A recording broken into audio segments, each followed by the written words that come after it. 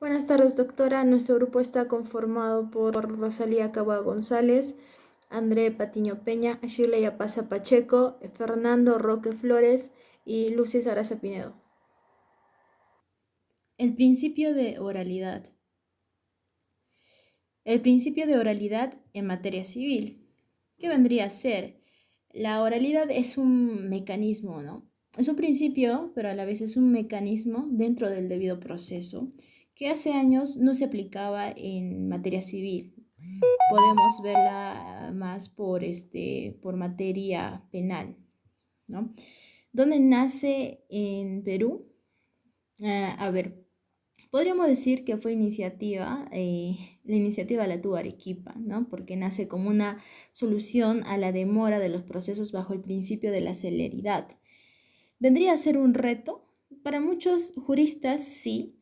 ¿Por qué? Porque este principio exige que tanto los jueces, las partes y los medios probatorios se expongan de manera interactiva en determinado lugar y en un determinado tiempo.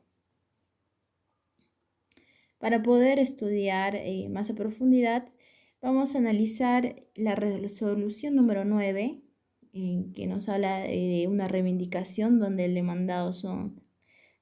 demandados fueron varios y el demandante fue la Municipalidad Distrital de Sachaca. Se vieron las siguientes partes, ¿no? En los alegatos de apertura, donde se expondría la teoría del caso, la conciliación, el saneamiento procesal, donde se podría expurgar vicios procesales, la invitación a proponer puntos controvertidos, la fijación de puntos controvertidos, el saneamiento de medios probatorios, ¿no? La admisión o rechazo de medios probatorios en sí. 7, la actuación de pruebas y los 8, los alegatos finales y la resolución, ¿no? Si la resolución podría darse, sí se podría dar de acuerdo a los fines del proceso, a los principios procesales de economía, seriedad y concentración procesal. A ver, actualmente por motivos del COVID, estas audiencias se dan de forma virtual, por eso hay requerimientos técnicos, como que las partes deben tener Gmail, número celular y equipo tecnológico, ¿no? Lo más básico es una laptop pues, o un celular, una PC. Debe tener cámara, micrófono e internet. Este es un ejemplo, en realidad, de una audiencia oral en materia civil que se va a dar próximamente a fines de abril. ¿No? Es para que se pueda, ¿no? Para que se pueda visualizar un ejemplo, ¿no? Un ejemplo claro. Ahora, la verdadera pregunta que nuestro grupo en realidad se ha hecho es que si el principio de oralidad debería ser el elemento central en el debido proceso. Como grupo respondemos que sí. ¿Por qué? Porque este principio en realidad nace gracias al derecho a ser oído, ¿no? Este derecho a ser oído está en el artículo 8.1 de la Convención Americana de Derechos Humanos, ¿no? Donde nos dice que los elementos, o sea, para que una persona pueda decir que sí, efectivamente se me oye, tiene que ser oída en sí, ¿no? Oída, debe de existir debidas garantías procesales, se debe dar plazos razonables y se debe realizar ante un juez competente. Asimismo, podemos decir que el derecho a ser oído no es exclusivo, o sea, no solo es para la materia civil o no solo podría ser para la materia penal. El derecho a ser oído también abarca la materia administrativa. En realidad abarca todas las áreas en donde una persona puede ser sancionada, ¿no? Porque si, si un área puede sancionar a una persona, entonces lo mínimo que se debe asegurar es que la persona, ¿no? Sancionada tenga que ser oída, ¿no? Y decir su parte, ¿no? Su versión, ¿ya? Para hacerlo de una forma más, para decirlo de una forma más práctica. Ahora, nuestro grupo no solo responde a que el principio de oralidad debería es un elemento principal, central del debido proceso, sino que damos las razones de por qué. ¿Por qué debería serlo? En primer lugar, porque hay una necesidad de garantizar, ¿no? Hay una necesidad de garantizar el principio de inmediación y contradicción. ¿Ya? ¿Qué son estos principios? El principio de inmediación es cuando la persona tiene derecho a ser oída por un juez o un tribunal competente. ¿Por qué?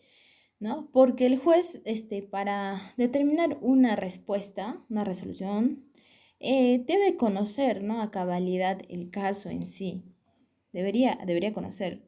¿Ya? Entonces, este principio de inmediación permite que haya una interacción, es una interacción entre el juez, las partes y las pruebas, pero no una interacción cualquiera, sino debe ser una interacción en un determinado lugar y en un determinado tiempo, ¿no? De esta forma sí se podría garantizar la transparencia procesal, ¿no?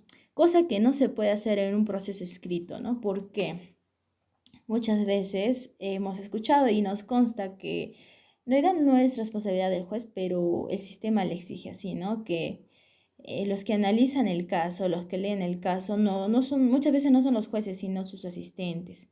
Los asistentes, y no hay una relación directa del caso, de las partes, con el juez, ¿no? Y ya pues se escucha de que incluso hubo casos donde los jueces no revisaban las partes, los medios probatorios de una forma correcta. Entonces, y siempre hay un peloteo entre la parte fiscal y con los jueces que se echan la culpa, ¿no? Dicen, no se ha investigado bien y la otra persona no ha leído bien. Entonces, aquí es donde inicia, ¿no? Donde inicia un mal proceso en sí.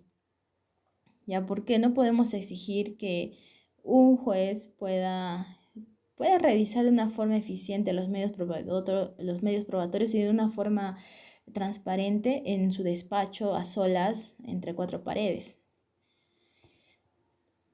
El siguiente principio que es necesario garantizar en el debido proceso es la contradicción, que es donde el derecho de las partes a examinar los medios probatorios. A ver,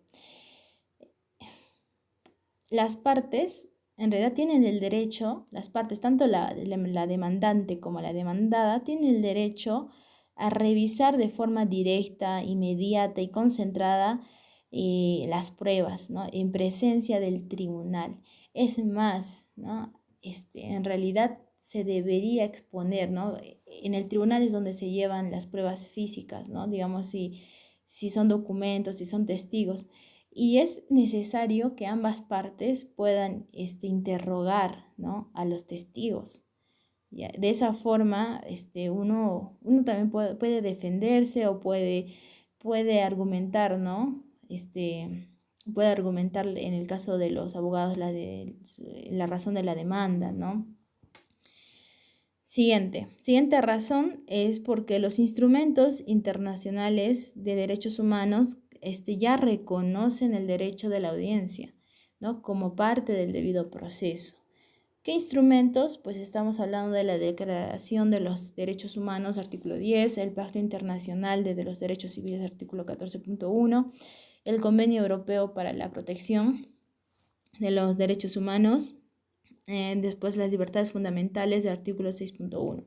A ver, todos estos instrumentos dicen que debería existir una audiencia, ¿no? Es decir, que existe el derecho a ser oído.